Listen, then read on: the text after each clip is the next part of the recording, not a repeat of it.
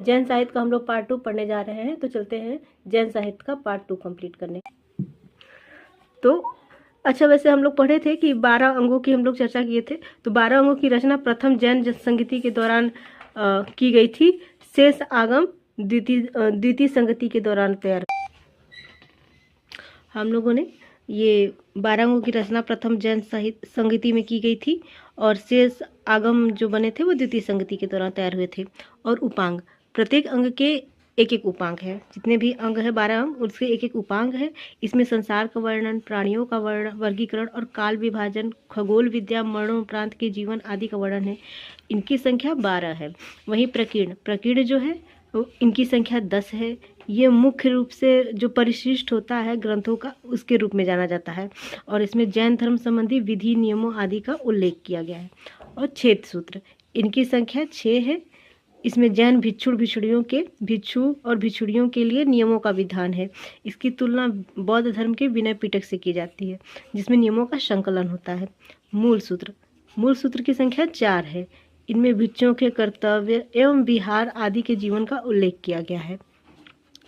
और इसके बाद हम लोग जैन साहित्य में पुराण की रचे गए, इसके बारे में पता है। जैन साहित्य में पुराण भी रचे गए हैं। इन्हें चरित्र भी कहा जाता है। इन पुराणों में 63 श्लाघा पुरुषों का वर्णन है। जैन साहित्य की रचना मगधी अर्थात प्राकृतिक भाषा में हुई है। ये एग्जाम में पूछा जाता है कि जैन साहित्य की रचना किस भाषा में की गई है, तो अर्धमगधी एवं मगधी अर्थात प्राकृतिक भाषा में हुई है। ठीक, कालांतर में संस्कृत में भी जैन मुनियों ने इसकी रचनाएं की हैं। आगे चलकर जैन कवियों द्वारा लिखे गए ग्रंथ को रास काव्य के अंतर्गत माने जाते हैं और इन ग्रंथों में जैन मुनियों या जैन धर्म के संबंधित जैन धर्म से संबंधित व्यक्तियों को ही चरित्र नायक के रूप में प्रस्तुत किया गया है। चरित्र नायक मतलब एक तरह से आप मान सकते हैं कि हीरो के रूप में मतलब दिखाया गया है।